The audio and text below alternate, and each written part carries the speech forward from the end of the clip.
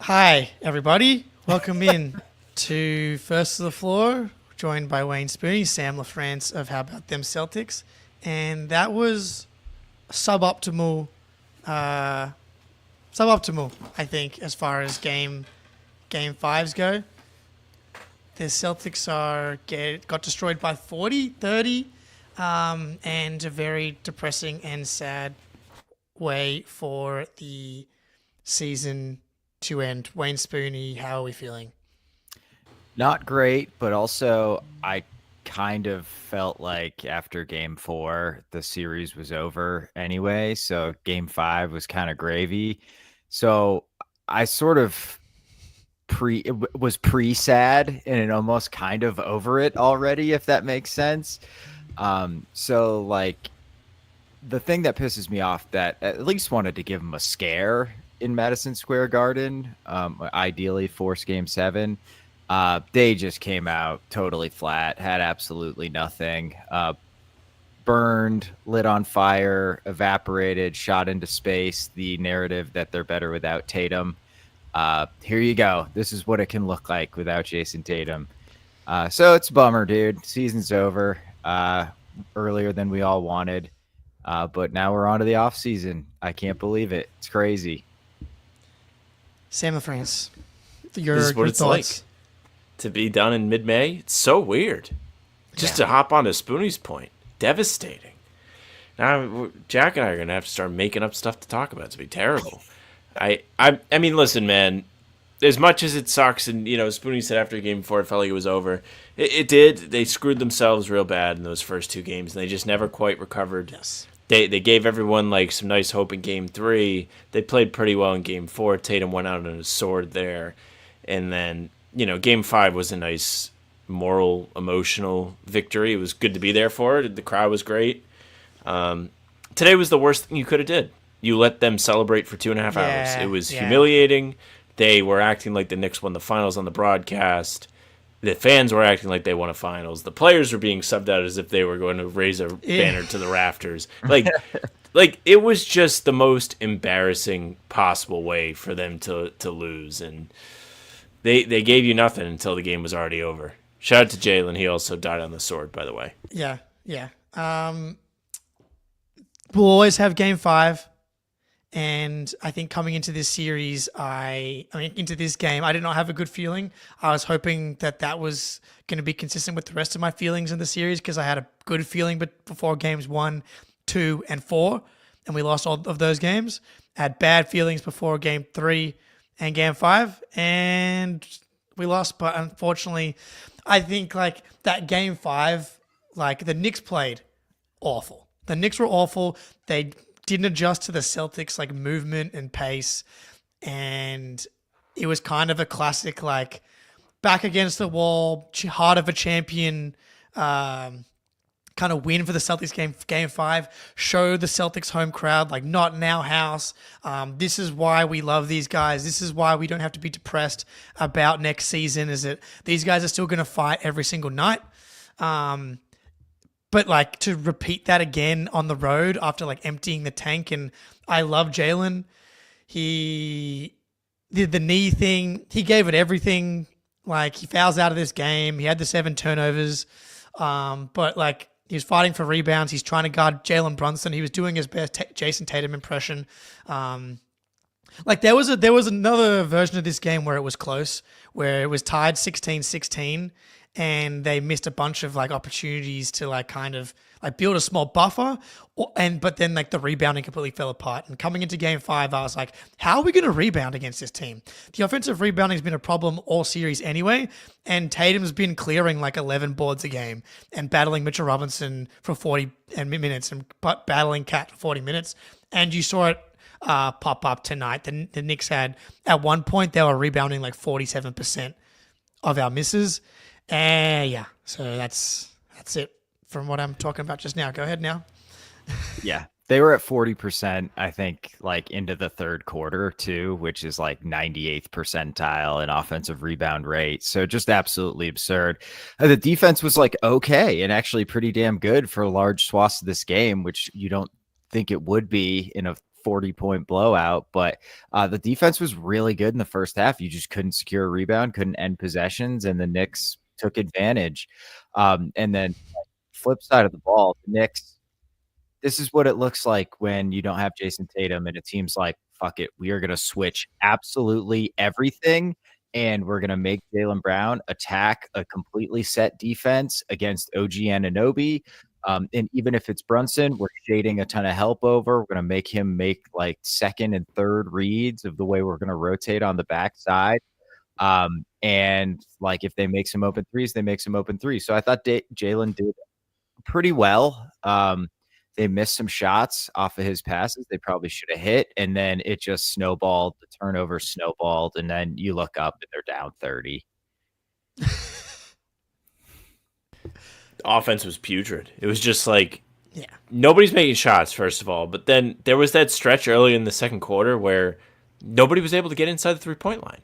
They didn't even try. It was just high screen, guy gets a little bit of space and fires up a three. It was something we saw a little bit of in Game 5, but they had like a Mad Joe timeout, and then it was the end of it. It just was not something they got away with today, and it was just brutal.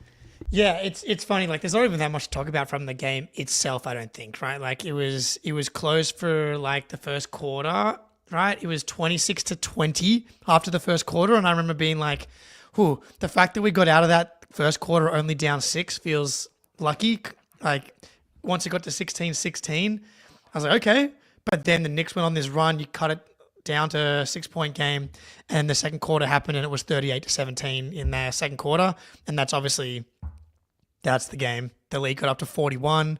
At one point, we spent most of the second half on the playback stream talking about the future and trades and draft picks, and mostly just giving a little golf clap anytime someone got a stop or put the orange ball in the correct basket. But like, as far as this game goes, they clearly didn't have it tonight. And this goes back to the overall series, is that this is the second game the Knicks played well in. And you should be up 4-2, or it should be 3-3. The series should be over. But you fucked around in game 1 and 2 to go make it down 0-2 instead of being up 2-0 or tied 1-1. You punted on all of your margin for error. And while I don't think the Knicks are very good, if you're talking about like a legit championship contender type team, like they are what they were in the regular season. They're a 50-win team. They're pretty solid, but they've got very clear warts, very clear limitations, and you took advantage of them for the most part in games 1 and 2. Couldn't hit some shots. Shooting variance played a big part of it, but you collapsed 2 games in a row. And it doesn't matter who you are at that point. And who you were was a Kristaps Porzingis-less Celtics for all intents and purposes. Compromised Jaylen Brown, and then obviously you lose Tatum after you go down 3-1 anyway, so it's kind of over at that point. But you're not a good enough team to come back from 4-0 if you don't have a healthy Kristaps Porzingis. So you needed to take advantage in games 1 and or 2.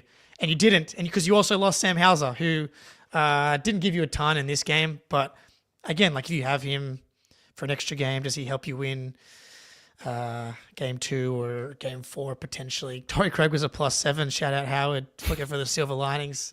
Should have started. Baylor Scheinman, maybe. Yep. We'll dive into blame pie, I guess. But off the top of your head, Sam, who are you gonna like?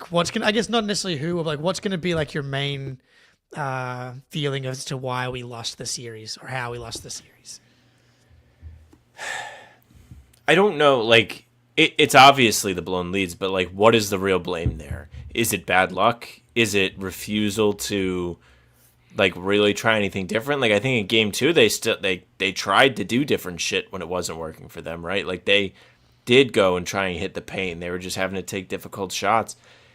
Maybe it was just as simple as not hitting the kill shot. I don't really know.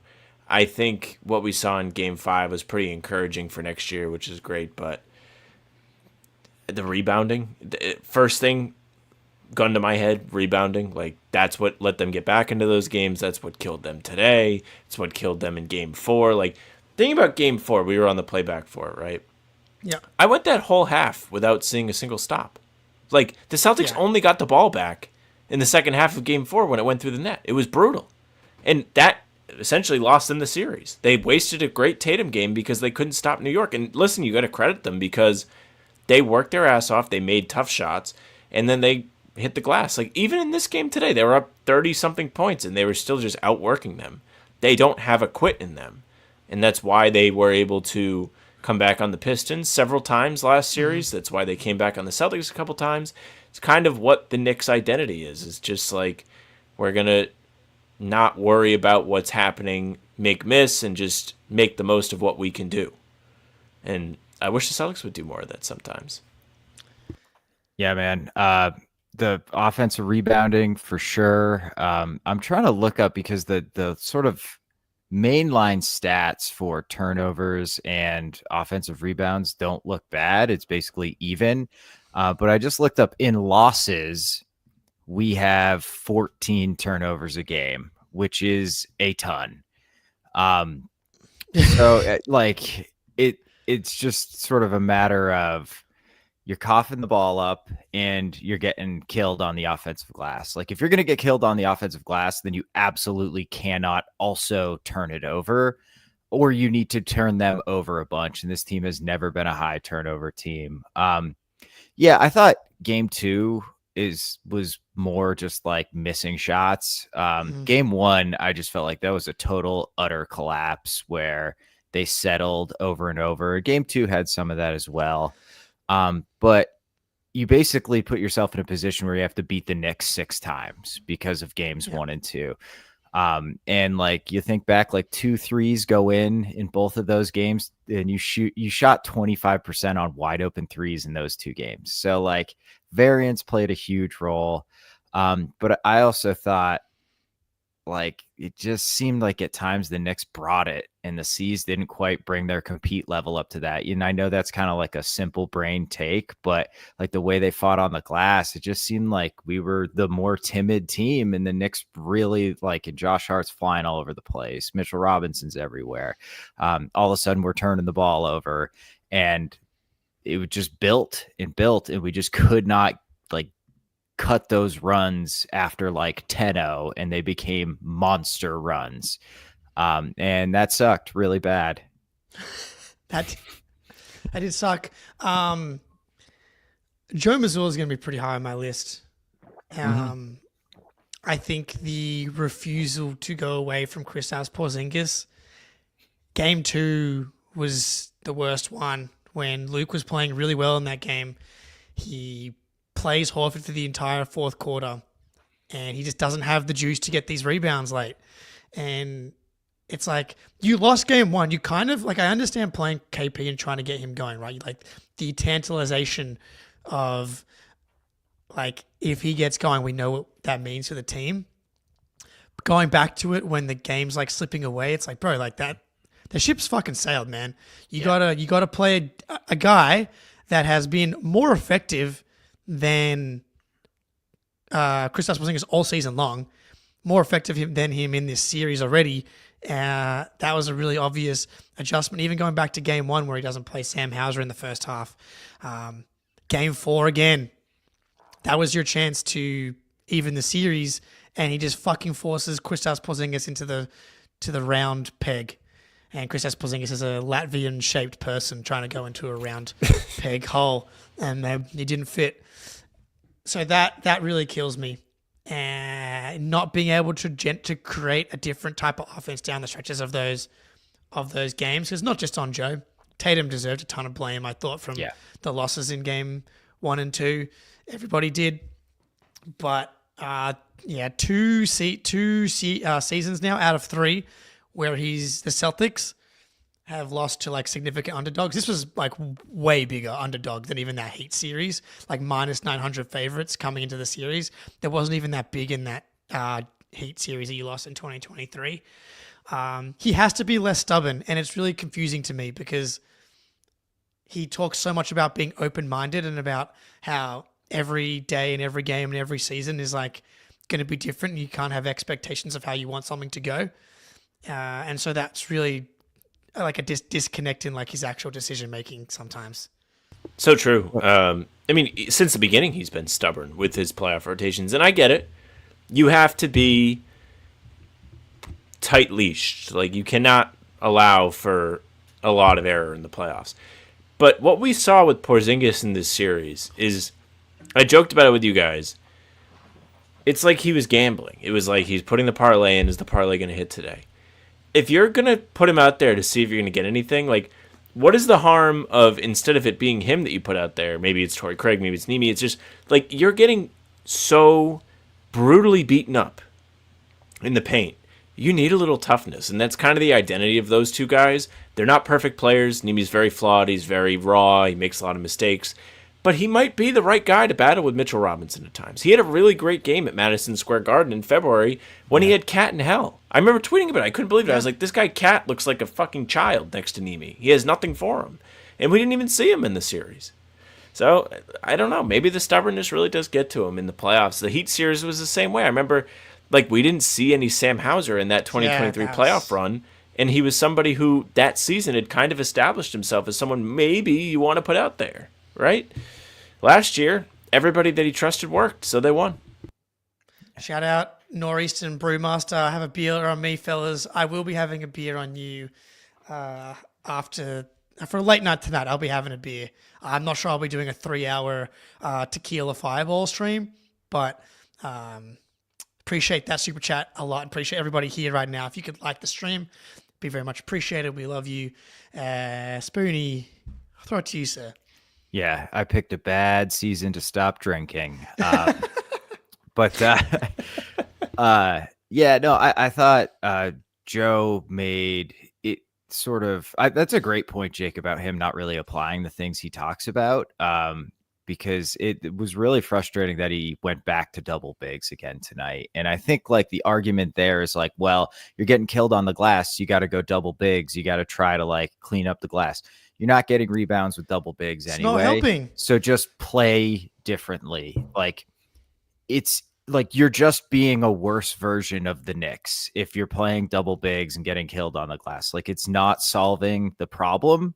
So you just need to accept that that's going to be a problem and try to create problems for the Knicks on the other end by being small, being fast, bombing threes, maybe being a little more aggressive defensively, trying to turn them over. Like it just seemed like we rarely, it's tough because Brunson does so much of their ball handling and you can't really bother his dribble. Derek W. Kim, thank you. Thanks for the post-game shows and coverage. Love you guys as always. Tough loss, but we move. It's Brad Summer. Yes, thank you, man. Very much appreciate it. Appreciate awesome. You all being here. So it's tough to bother Brunson's handle, but anytime Bridges put it on the floor, like once or twice, it felt like we pressured him, or OG, we pressured him. Otherwise, man, it just seemed like, okay, here's our shell. This is how we play defense. It's like, well, it's not really working, so maybe try something. Well, and I don't even know if that's true. I'm talking myself in circles because the defense wasn't the problem. Well, I mean, it was tonight. It was today, and it was in Game 4. But that's the thing. Like the Knicks had a really good offense. Like that, at some point they're going to break down the shell. And Kristaps Porzingis got like that was why they couldn't get stops in Game 4. Was they were just like, where's that giant Latvian dude? We're just going to set a screen. He's not going to help you at all. And Derek White, in the moment, felt like he was the guy that got cooked, but it was more because like he was making up for all of Kristaps Porzingis' warts in the drop coverage. Appreciate you, Derek, a lot there. I mean, I'm not a fire Joe guy. I'm not really a fire coach guy, but like these playoffs have made me be like, okay, I'm going to be probably looking to be a bit more critical of him. At times, because on the flip side, you have Game 5, and how much credit do you want to give to Joe for the adjustments in that game and for the ability to rally the team, get them to buy in, and get that emotional win? Or how much credit do you just give that straight up to Jaylen Brown and Al Horford? Like it's hard to know where the leadership and the credit for that goes as well. We probably should end this one kind of soon, and we'll be back for a late night with Sam LaFrance. And back for more shows throughout the week and throughout the summer. And we're going to throw a million Drew Holiday and Kristaps Porzingis trades out there. And we'll be talking about the rest of the playoffs, and we'll be streaming every game still on playback for the conference finals. But yeah, I know. Closing remarks. Spoon, I'll throw to you first. Yeah, weird season. I think overall, just like so many guys in and out of the lineup. Tatum was there the entire time and kind of patched a 61 win season together when he's playing with like a different starting lineup every night. So it's like pretty devastatingly ironic that, he's the one who gets seriously injured. So it sucks losing. It sucks losing to the Knicks. The last 2 times we've played them in the playoffs, we've lost to the Knicks, which is like very painful. Oh, wow. Because I think the last time we played them was 2013, right? Oh, yeah. God. Yep. Yeah. So, and they kind of ended the Pierce KG team too. So that blows, but I'm much less worried about losing in the final. I didn't totally expect us to go back to back. It's really hard. So I figured Eastern Conference Finals. So I'm kind of disappointed we didn't get there. But to me, it's all about Tatum. And like that is so much more depressing than losing in the second round. So I hope he just gets better. And frankly, I'm a sucker for slop season. I love the off season. I love the draft. So I am sort of looking forward to making content about all that goofy stuff, but I just really kind of can't believe the season's over already, frankly. But go ahead, Sam. Real. That's where I'm at. Like I said it to you guys on the playback. I'll say it again. Like too soon to be done. Mm-hmm. This is weird. This is Sixers life, just done in the second round. Really weird. Like. What do I do now? Anyone have TV shows to watch? Like, what the hell am I supposed to be doing? Not even like what's there, one basketball game on till Wednesday? Yeah, it's crazy. Yeah. Talk to your loved ones. I think this is the hot boy summer, hot girl summer for Celtics fans. Like, this is the first time Jalen's gonna have, and it's sad for so many reasons that Tatum is injured, but like, assuming they would have lost this series even if he had been there down 3-1. It's like Jalen and Jayson finally get an offseason where they don't play until like June. Like they're leaving in the second round. They actually have time to recover and chill for the first time since 2021, which is not something you want or need, but it would have been, I'm sure, a nice rest. But the good news and the silver lining or whatever is we can go back and watch the championship documentaries and the championship highlights, and we got a title. It's so hard to get a title. You watch every season that the Thunder are in a game 7 in the second round just after having a 68 win season. So it's like anything. The Cavs just went out because the saddest I've seen a team go out. At least the Celtics got their emotional, like, these guys give a shit and we can believe in them for the future win. The Cavs didn't even give you that. So we'll take the title. Go watch Game 5. We'll do probably we'll do a Game 5 rewatch probably at some point on playback. Not sure how many games there are to rewatch from this playoff run, sadly, but maybe it's fucked. Anyway, Game 5 of the Magic series, I guess Game 5 of the Knicks series. Yeah, true. Game 4 until like midway through the fourth quarter against the Knicks, but. Yeah. All right. Everybody, appreciate you. Be back for late night. Until next time. Go Celtics.